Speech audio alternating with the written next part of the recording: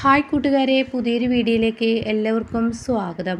അങ്ങനെ മുകുന്ദൻ ഈ കാര്യങ്ങൾ പറയുമ്പോൾ മഞ്ജു കാര്യമായിട്ട് ആലോചിക്കുന്നുണ്ട് കേട്ടോ. ഇതേ സമയം സ്വപ്നയാണ് കാണിക്കുന്നത്. സ്വപ്ന അനിൽകുമാറിനെ കുറിച്ച് ചിന്തിച്ച് തുടങ്ങുകയാണ്. അങ്ങോട്ടേക്ക് സഞ്ജയ് കയറി വരികയാണ്. എന്നിട്ട് സഞ്ജയ് ചോദിക്കുകയാണ്, ബേബി നീ എന്താ ഈ ചിന്തിക്കുന്നത്? ഞാൻ ആ അനിൽകുമാറിനെ കുറിച്ചാണ്. എന്തിനാ ഇപ്പോൾ നീ അനിൽകുമാറിനെ കുറിച്ച് ചിന്തിക്കുന്നത്? അയാൾ അച്ഛനെ കാണുമ്പോൾ ഇവിടുത്തെ ഗോപാൽജി നന്നായി പേടിക്കുന്നുണ്ട് അനിൽകുമാറിനെ. അത് കാണുന്ന സഞ്ജയ്ക്കും പേടിയാവണം കേട്ടോ.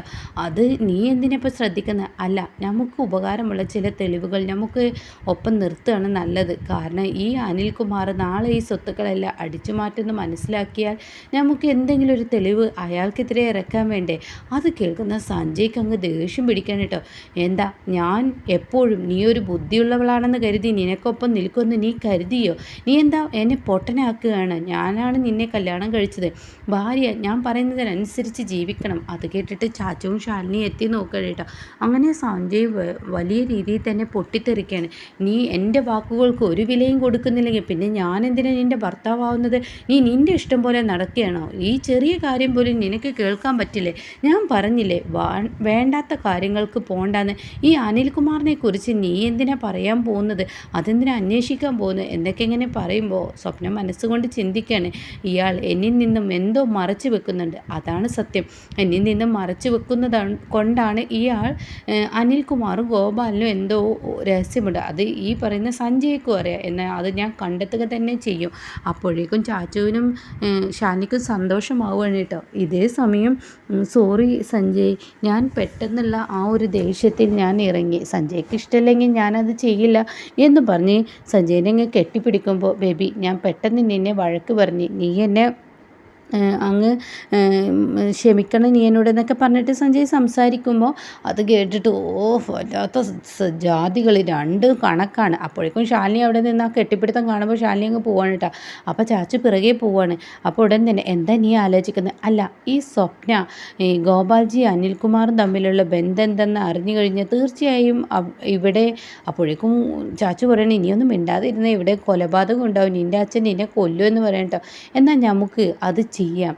ഈ പറയുന്ന അനിൽകുമാറും ഗോപാലിനും തമ്മിലുള്ള രഹസ്യം എന്തെന്ന് സ്വപ്നക്ക് പറഞ്ഞു കൊടുത്താൽ സ്വപ്ന തീർച്ചയായും ഈ വീട്ടിൽ നിന്നും അച്ഛനുമായി വഴക്കിട്ടിറങ്ങും. നമ്മൾ വിചാരിച്ച ആ ലക്ഷ്യം നിറവേറുകയും ചെയ്യും. എൻ്റെ ശാലിനി, നീ ഈ തീക്കളിക്ക് നിൽക്കണ്ട. ഇത് തീക്കളിയാന്ന് എനിക്ക് നന്നായി അറിയാം, പക്ഷേ ഇത് കൈകാര്യം ചെയ്യേണ്ട രീതി എനിക്കറിയാമെന്ന് പറയുന്നുണ്ട് കേട്ടോ. പിന്നീടാണെങ്കിലോ ഇങ്ങനെ മഞ്ജുവിനെയാണ് കാണിക്കുന്നത്. മഞ്ജു ഇങ്ങനെ റൂമിൽ ഒരു പണി ചെയ്യുമ്പോൾ അങ്ങോട്ടേക്ക് കയ്യിലൊരു ഗിഫ്റ്റുമായി ഗിരി വരികയാണ്. എന്നിട്ട് പറയണത്, ഞാൻ എനിക്കൊരു ഗിഫ്റ്റ് കൊണ്ടുവന്നിട്ടുണ്ട് എന്ന് മഞ്ജു ചോദിക്കുമ്പോൾ, അതൊക്കെ ഉണ്ടോ നീ കണ്ണടച്ചിരിക്കുന്നു പറഞ്ഞ് മഞ്ജുവിനെ അവിടെ പിടിച്ചിരുത്തുമ്പോൾ, ഇരേട്ടാ എന്താണെങ്കിലും പറ എന്നൊക്കെ പറയുമ്പോൾ കുലുസ് പതുക്കെ എടുത്ത് മഞ്ജുവിൻ്റെ കാലിൽ അണിയിച്ച് കൊടുക്കണം കേട്ടോ. ഇത് കണ്ട് പ്രീതി വരികയാണ്. അയ്യോ, ഇയാൾ കാണിക്കുന്നത് എന്താ എന്ന് പ്രീതി ഇങ്ങനെ ചിന്തിക്കുന്നുണ്ട് കേട്ടോ. അങ്ങനെ ഈ കുലുസൊക്കെ അണിഞ്ഞതിന് ശേഷം മഞ്ജുവിൻ്റെ കാലിലിട്ട് കൊടുക്കുമ്പോൾ മഞ്ജുവിന് ഒരുപാട് സന്തോഷമാവുകയാണ് കേട്ടോ.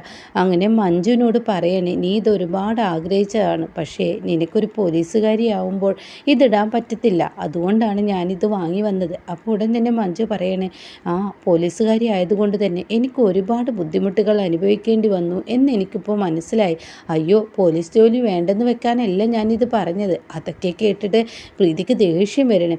എന്തായാലും എനിക്ക് ഇത് ഇഷ്ടപ്പെട്ടു എന്ന് മഞ്ജു പറഞ്ഞിട്ട്, അതെ ഗിരിയേട്ടാ, ഞാനൊരു കാര്യം പറയട്ടെ. നമ്മുടെ മുകുന്ദൻ ഇന്നൊരു കാര്യം എന്നോട് പറഞ്ഞു. എന്ത് കാര്യം? പ്രീതിയെ ഒന്ന് സൂക്ഷിച്ചോളാൻ. പ്രീതിയും ഗിരിയും തമ്മിൽ ആളുകൾ പറയുന്നത് പോലെ ഗിരിയേട്ടനും തമ്മിൽ എന്തൊക്കെയോ ബന്ധമുണ്ടെന്നൊക്കെയാണ് മുകുന്ദൻ പറയുന്നത്. അത് കേട്ടിട്ട് നിനക്കെന്നെ സംശയം തോന്നിയില്ലേ? ഇത് കേട്ടോടെ തന്നെ മഞ്ജു പറയണേ, എൻ്റെ ഭർത്താവിന് ആകെ ഒരു പെണ്ണിനോടേ സ്നേഹമുള്ളൂ, അത് എന്നോടായിരിക്കുമെന്ന് എനിക്ക് നന്നായി അറിയാമെന്ന് പറഞ്ഞിട്ട് ഗിരിയെ കെട്ടിപ്പിടിക്കാനായിട്ടാണ്. അപ്പോൾ ഇത് കണ്ടിട്ട് ഇവളെന്തൊരു സോദരമാണ്, ഇങ്ങനെയൊക്കെ ആ മുകുന്ദൻ പറഞ്ഞിട്ട് ഇവളുടെ ഇടയിൽ ഒരു സംശയം തോന്നാത്തത് എന്ത്? ഇത് എന്തൊരു പെണ്ണാണ് എന്ന് പറയുമ്പോൾ വീണ്ടും ഗിരി ചോദിക്കുന്നതിന് മറുപടി വീണ്ടും മഞ്ജു ഇത് തന്നെ ആവർത്തിക്കുന്ന കേട്ടോ. ഇതേ സമയം താൻ ഇനി എന്ത് ചെയ്യുമെന്നുള്ള ആ പ്രതിസന്ധിയിൽ പ്രീതി നിൽക്കുന്നുണ്ട്. എന്നാൽ ഈ സമയം ഇപ്പുറത്താണെങ്കിലോ ഇങ്ങനെ പോലീസുകാരൻ ഇങ്ങനെ അരവിന്ദാക്ഷൻ ഇങ്ങനെ മഞ്ജുവിനെ കാത്തു നിൽക്കുകയാണ്. അല്ല, നീ ഇവിടെ ഉണ്ടോ മഞ്ജു? അതെന്താ അങ്ങനെ ഒരു ചോദ്യം? അല്ല, നീ ഈ പോലീസ് ഡ്യൂട്ടിയിൽ നിന്ന് ഇറങ്ങിയതിന് ശേഷം പിന്നെ ഞങ്ങൾക്കൊന്ന് വിളിക്കുകയോ സംസാരിക്കുകയോ ഒന്നും ചെയ്തില്ല, അത് എന്നൊക്കെ പറഞ്ഞ് തപ്പി പിടിക്കുമ്പോൾ, അല്ല, നിന്നോടൊരു കാര്യം പറയാനാണ് വന്നത്. നീ ജോലി രാജിവെക്കുകയാണെങ്കിൽ നിൻ്റെ സസ്പെൻഷനുള്ള ആ കാരണം നീ ഡിപ്പാർട്ട്മെൻറ്റിൽ ഒന്ന് അറിയിച്ചിട്ട് അതിൻ്റെ സത്യാവസ്ഥ നീ ഒന്ന് അറിയിച്ചു പോവുകയായിരുന്നെങ്കിൽ നിൻ്റെ അച്ഛൻ മാധവന് ഒരു പേരുദോഷം വന്നിരുന്നില്ല. നീ ചെയ്ത തെറ്റിൻ്റെ പേര്, ജോലിയിൽ ആത്മാർത്ഥതയില്ലാതെ പണിയെടുത്തതിൻ്റെ പേരിലാണ് നീ രാജിവെച്ച് എന്നുള്ളതായിരിക്കും പിന്നീട് പറഞ്ഞു വരിക. അത് കേൾക്കുന്ന മഞ്ജുവിന് വലിയൊരു താല്പര്യമൊന്നുമില്ല കേട്ടോ. നീ ഞാനൊന്ന് പറയുന്നത് കേൾക്ക്, എന്നിട്ട് നീ എന്താ ചെയ്തോ. അപ്പോൾ ഉടൻ തന്നെ മഞ്ജു പറയണേ, എനിക്ക് സാറിൻ്റെ ഒരു സഹായം വേണം. എന്താ വേണ്ടത്? എൻ്റെ അനിയത്തി മഹിമ പോലീസ് ജയിലിലാണെന്ന് അറിയാലോ.